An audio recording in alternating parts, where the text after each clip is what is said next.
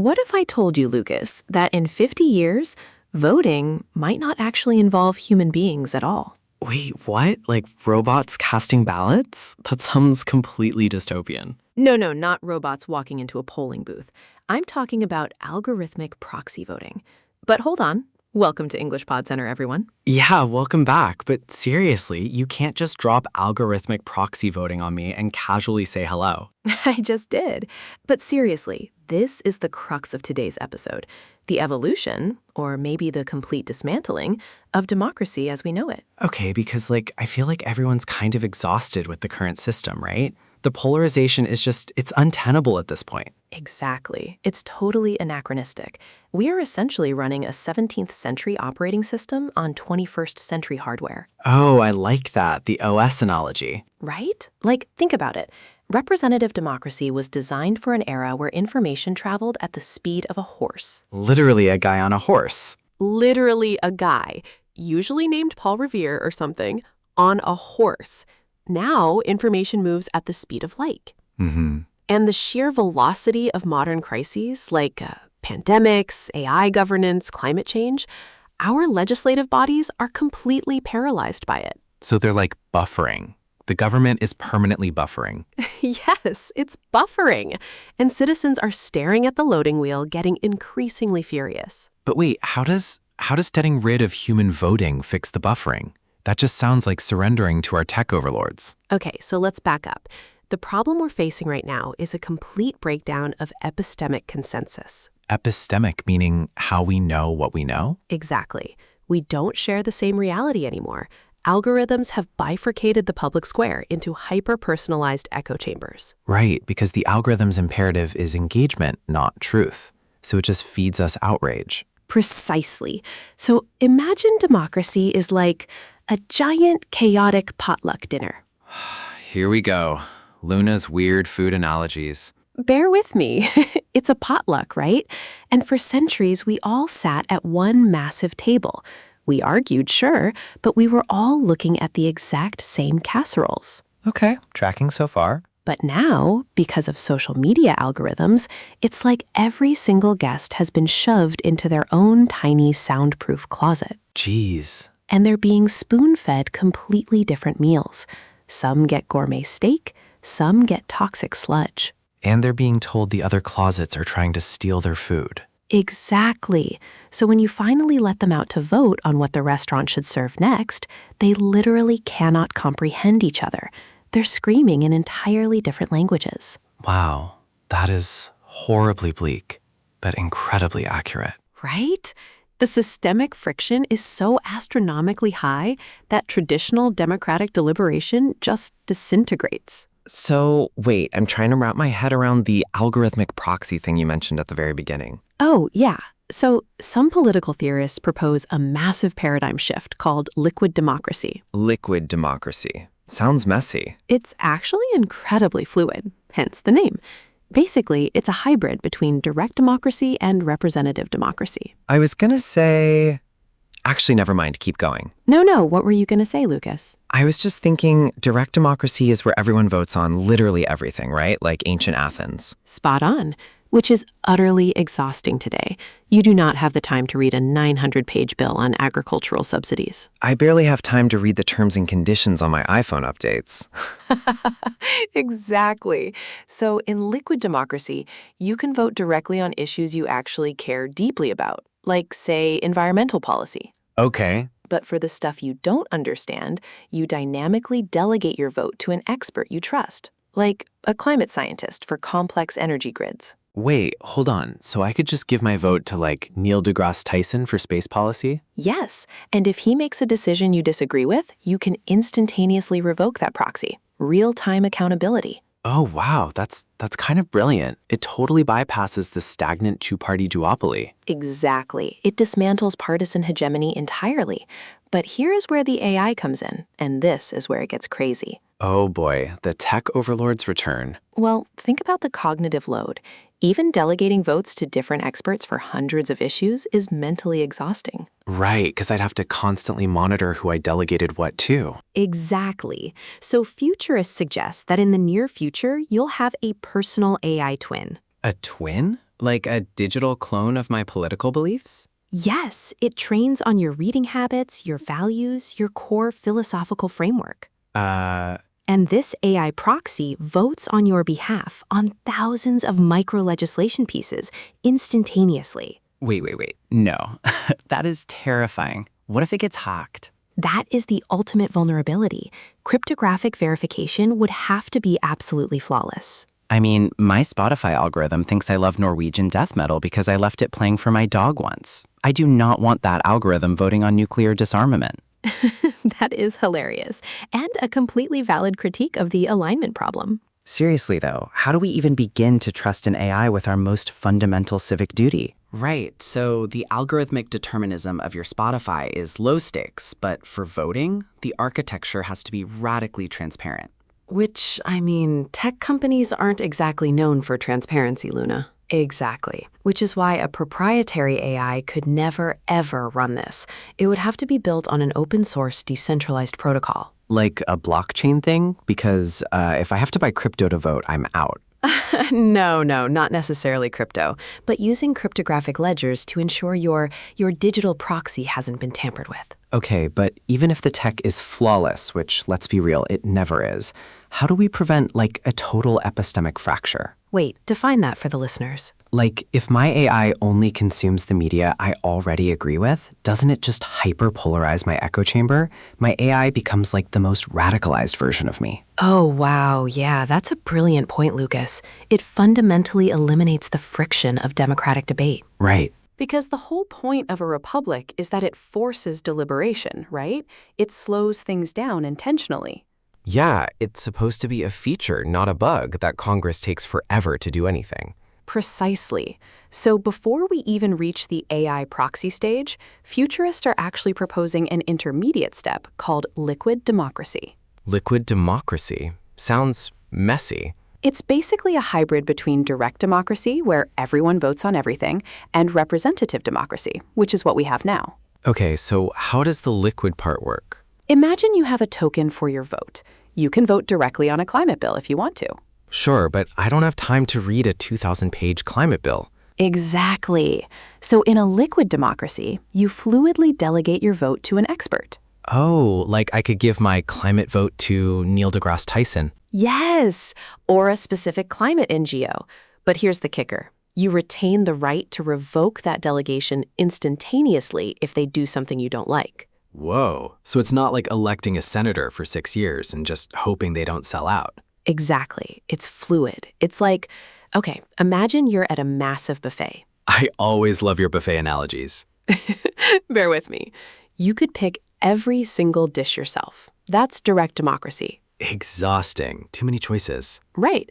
Or you could hire a nutritionist for 4 years who picks all your meals, and you can't fire them even if they only feed you kale. That's representative democracy. I hate kale. But liquid democracy, you give your plate to a foodie friend for the appetizers, a pastry chef for the desserts, and if they bring back something gross, you just snatch the plate back immediately. That is actually an incredibly elegant solution for cognitive overload. It is. It leverages proxy delegation based on issue-specific competency rather than generalized political charisma. Wait, hang on. I'm playing devil's advocate again. Go for it, Lucas. Doesn't this just turn governance into the ultimate influencer popularity contest? Like, if you can delegate your vote to anyone, what stops, I don't know, a massive YouTuber from suddenly commanding 30 million votes on tax policy? The Mr. Beast runs the Federal Reserve scenario. Literally, because people are lazy, Luna. They'll just park their votes with whoever entertains them the most. That is the most potent criticism of the liquid model. It could precipitate a sort of techno-feudalism. Techno-feudalism. Wow. Yeah, where a few mega-delegates, these digital warlords of attention, wield unprecedented legislative power. And they wouldn't even have the institutional checks and balances of a traditional politician. True. But proponents argue that because the delegation is completely revocable at any millisecond, the accountability is hyper-immediate. I guess, but like the mob mentality online is already so volatile. It is. And that brings us to the actual foundation of all this. Before we talk about how we vote, whether it's AI proxies or fluid delegation, we have to talk about what we're basing our votes on. Right. Reality. Facts. which are currently disintegrating. Oh God, are we talking about deepfakes? We are talking about the complete collapse of consensus reality, because democracy requires a shared epistemic baseline. A shared set of facts. Like, we can disagree on what to do about the rain, but we have to agree it's actually raining. Beautifully put, Lucas. But generative AI is essentially saturating the public sphere with synthetic media. Yeah, I mean, I saw a video yesterday of the Pope wearing a gigantic puffer jacket, and I legit thought it was real for like 3 hours. Right, the Balenciaga Pope. It was harmless, but imagine a hyper-realistic, synthetically generated audio clip dropping 48 hours before an election, Saying what? depicting a leading candidate ordering a political assassination or accepting a massive bribe from a hostile foreign state. And by the time the fact checkers debunk it, the election is already over. The damage is done. Exactly. It's the asymmetry of verification. Creating a lie takes a second and costs fractions of a cent. Debunking it takes days and profound forensic analysis. So how does a democratic society even survive that if we literally cannot trust our own eyes and ears? Well, that's where things get really dystopian, or really utopian, depending on how you view zero-knowledge proofs. Okay, you're going to have to explain what a zero-knowledge proof is because my brain is already short-circuiting. All right, zero-knowledge proofs. So imagine you're going to a club, right? Okay. I mean, I don't club much anymore, but sure. Work with me, Lucas.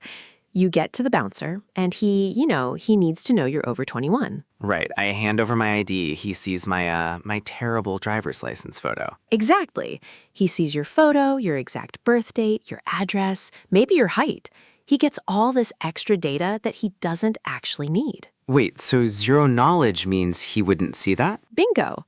A zero-knowledge proof is a cryptographic method where you prove to the bouncer that you are strictly over 21 without revealing any other information. Not your age, not your name, just the statement is true. How the heck do you do that? Like, conceptually, do I just vibe check him? No vibe checking, it's math. It's like, okay, imagine a Where's Waldo book. Oh, I love Where's Waldo. I need to prove to you I know where Waldo is, but I don't want to show you where he is on the page. So you, cut a tiny hole in a giant piece of black cardboard and, put it over him? Yes, exactly that. You literally just guessed the classic cryptography analogy. Wait, seriously? Oh my God, I'm a genius. You see Waldo through the hole, so you know I know where he is. But because the rest of the page is covered, you have no idea what his coordinates are. Oh, okay, I get it. The aha moment just hit hard. But how does Waldo save democracy? Because we can use this math to create digital provenance, hardware-level signatures on cameras. When a photo is taken, the camera cryptographically signs it right at the sensor. Like a digital watermark. Better, a cryptographic hash. If a single pixel is altered later, the hash totally breaks. So we just force social media platforms to only show verified hashed videos? That's the utopian view. But here's the dystopian counterpunch. Have you ever heard of the liar's dividend? The liar's dividend? No, sounds like a really boring finance podcast. It's a concept coined by legal scholars. It basically means that in a world where everything can be fake, a politician can just claim that a real scandal is a deepfake. Oh, geez. Wait, if they actually get caught on tape accepting a massive bribe? They just tweet, fake news, AI generated, and their base completely believes them. Because the Balenciaga Pope exists, so why wouldn't the bribe video be fake? Exactly. The mere existence of AI gives corrupt actors this plausible deniability force field. That is... Wow, that's actually way more terrifying than the deepfakes themselves. It fundamentally erodes our shared epistemology. What even is truth? Quick mental exercise for the listeners. Next time you scroll your feed, just ask yourself, what would actually convince me this video is fake? That's a trippy exercise, because if the answer is nothing, we're in big trouble. If we don't have a shared baseline of reality, how do we even debate policy? Right. Democracy requires a consensus on reality, even if we fiercely disagree on what to do about that reality. So we're just doomed? Wrap it up, turn off the podcast, we're done here? No. This is where we pivot. because crisis is a catalyst for evolution. Okay, evolutionary catalyst. Speak English, Luna. What's the pivot here? We have to upgrade the democratic operating system. We've been running Democracy 1.0, representative democracy, for over 2 centuries. And we need Democracy 2.0, which is what exactly? Voting by brain chip? Okay, no brain chips. Well, maybe in 2050. But right now, I'm talking about things like liquid democracy or sortition. Liquid democracy. That sounds wet. Wait, sortition? Like sorting? Yeah, liquid democracy is basically, imagine if you could vote directly on issues you actually care about, right? Mm-hmm. But for the stuff you don't understand, you delegate your vote to an expert. Oh, like a proxy. Exactly, but a fluid one. So say there's a complex climate bill. You're like, I have no idea how carbon pricing works. Which, let's be honest, most of us don't. Right. So you delegate your climate vote to, say, a climate scientist you trust. Wait, really? Can you actually do that? In a liquid system, yes. And if that scientist starts voting in ways you hate, you instantly pull your vote back. You don't have to wait 4 years for an election. Oh, wow. So it's not just this rigid all or nothing package deal like we have now, where you pick one politician and just pray they don't mess up. Exactly. It's like a la carte representation. A la carte democracy. I'll take the side of climate expertise, hold the weird tax policies, please. Yes. But then there's sortition, which is even wilder. It's basically a citizens' assembly. Okay, break that down for me. Think of it like jury duty, but for writing laws. Ugh, jury duty. People literally fake illnesses to get out of that. True. But imagine if it was actually respected and well paid. You take, say, 500 random citizens. Wait, completely random? Like lottery style? Yep, a demographically representative sample of the population. Plumbers, teachers, students, retirees. And they just make the laws? Like without lobbyists whispering in their ears? That's the beauty of it. Because they don't have to worry about getting reelected, they can actually focus on long-term, pragmatic solutions. Okay, but I'm playing devil's advocate here. Do we really want some random guy, like, writing complex AI legislation? No offense to random guys. No, it's a fair point. But they aren't just left in a room with a blank piece of paper. They're briefed by a panel of top experts from all sides of the political spectrum. Oh, so they get like a crash course first. Exactly. It's deliberative democracy. And studies show that when ordinary people are given the facts and time to deliberate, they come up with incredibly nuanced solutions. Man, that's a total paradigm shift. Because right now, our system just rewards whoever screams the loudest on Twitter. Right. Representative democracy in the digital age has become this outrage machine. Sortition bypasses the outrage entirely. It's like, wait, earlier you mentioned the grumpy waiter analogy. Our current politicians are the waiters who just scream at each other instead of bringing out the food. Yes, good callback, Lucas. Thank you. I do pay attention sometimes. So a citizens' assembly is basically just bypassing the waitstaff and having the customers go directly into the kitchen with the chef. Okay, I love that. But realistically, Luna, how far off is this? Like, is this just utopian academic theory? Not at all. Ireland actually used a citizens' assembly to solve one of their most divisive issues, legalizing abortion. Wait, really? I didn't know that. Yeah, politicians couldn't touch it because it was political suicide, so they handed it to an assembly of citizens who debated it respectfully and came up with a massive consensus. Geez, that actually gives me a little bit of hope. Right? So we're not doomed.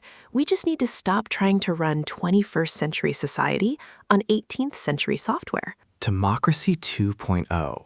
I'm actually buying it. But wait, how do we get the current politicians to give up their power to these assemblies? Well, that is the trillion-dollar question, and it requires immense civic mobilization, which brings us to the practice part for our listeners. Ooh, yes, give us the homework. It's simple.